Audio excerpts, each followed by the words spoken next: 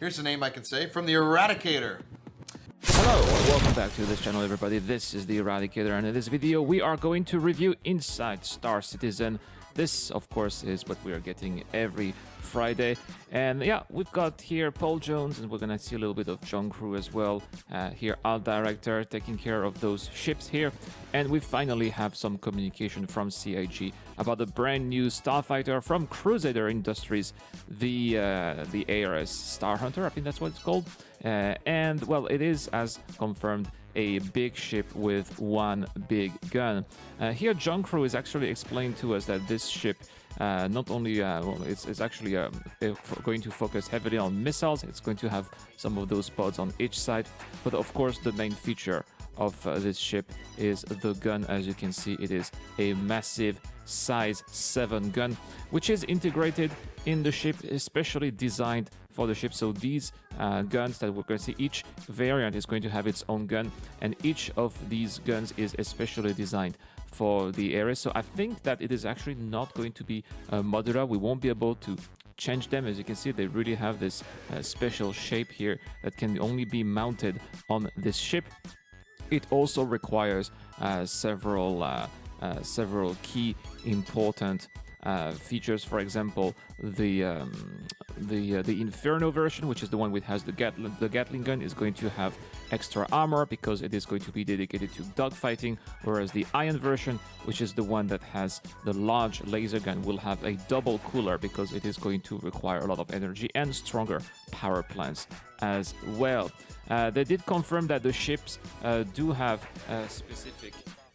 specific roles. The Inferno here will be, as mentioned before, more to take on smaller ships, dogfights, for dogfighting, taking on dogfighters, basically fighters, right? Whereas the larger ship here is going to be more focused on taking on larger vessels, such as, for example, gunships. I would say that this ship would be great at taking down constellations, for example. Anything the size of a Vanguard Varden and Cutlass should also be okay, but anything smaller will be a little bit difficult, I think, especially because the firing rate is only 38 shots per minute, so that is definitely not a lot. If you miss, you have to really wait a lot of time until you have another chance at hitting a target.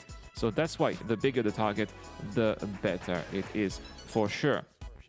Now, they've also mentioned that apart from the ship, the ship was designed to be basically a big gun on the ship rather than a ship with a big gun. But except for that, this is not the only thing that this show was about. Obviously, the title feature of this Inside Star Citizen is about weather. It's called Storm Warning, and so obviously we are going to see what storms are about. Look at that! This is actually the New Babbage spaceport. We are actually going to have storms at New Babbage. I didn't expect that, but apparently it is going to be a thing. So this is looking quite awesome for sure.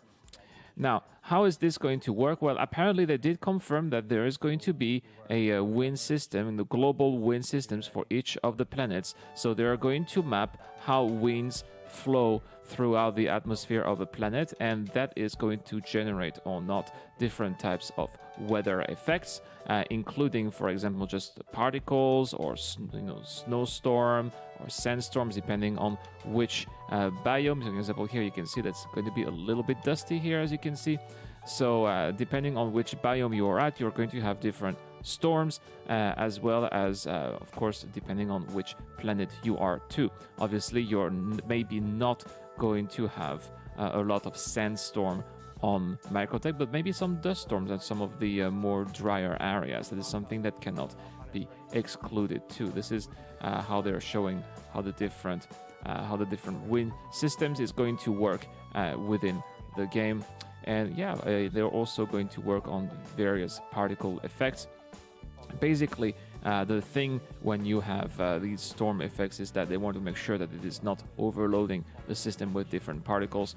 So the particles are actually going to be streamed as you are approaching, but when nobody is around the particles and all just trimmed, it's just going to be a visual effect from afar. But it's more going to be like another shader, but like a texture that people would see from afar, and it would actually transform into particles once people get there. So that's what they were explaining here in this segment. So a very interesting segment. I love what we're seeing here, you know, when we see not just footage. I mean, it's awesome to see footage, obviously, but it's even better to see when the devs are explaining their work and what they are doing in their work, how many people are working in the team, how many teams are involved for a feature. This is what this episode was about.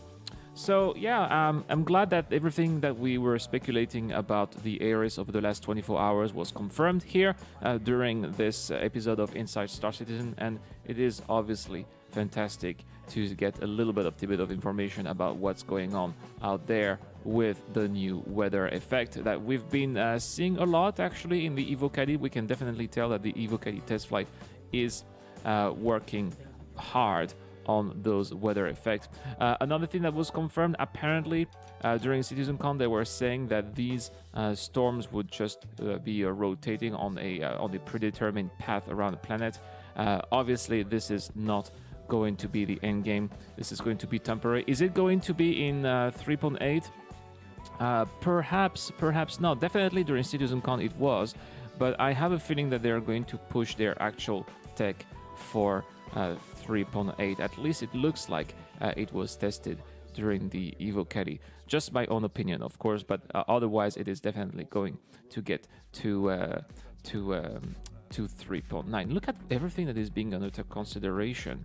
This is pretty awesome. The altitude, they are taking the object, the humidity, the height. This is quite fantastic. I'm really glad to see all that data here, if you'd ask me. Yeah, so that's all for this video, guys. Thank you so much for watching. Hope you enjoyed watching some of those weather effects that look absolutely fantastic. Look at how everything is bending and moving through the wind. They also had to program that as well. I think it's just a shame that the snow doesn't seem to be going away from the tree. You know, those snowflakes that are stuck on the tree do seem to be stuck there. I don't think that this is how it should be, but anyway, I'm just being a little bit picky here. All right, guys, that's all for this video. Don't forget that this month I have a giveaway. I'm giving away a celebration gear pack for all the YouTube subscribers. All you need to do to get and win is to subscribe to the channel and to comment to any videos posted this month. The winner will be announced during Christmas Eve. Also, thanks to Dark Sparrow, I'm giving away an Envil C8 Pisces. This is the perfect exploration ship if you want to go from maybe your Carrack, or you already have a Carrack in the Carrack. If you want to go from wherever place to another place as quickly as possible, especially from space to ground, all you need to do the case of winning is to be a Patreon subscriber. Patreon's pledges start at $1 a month, and they really help this channel to bring you all of this content on a daily basis. I'll see you guys for more videos. This is the Eradicator. I'm signing out.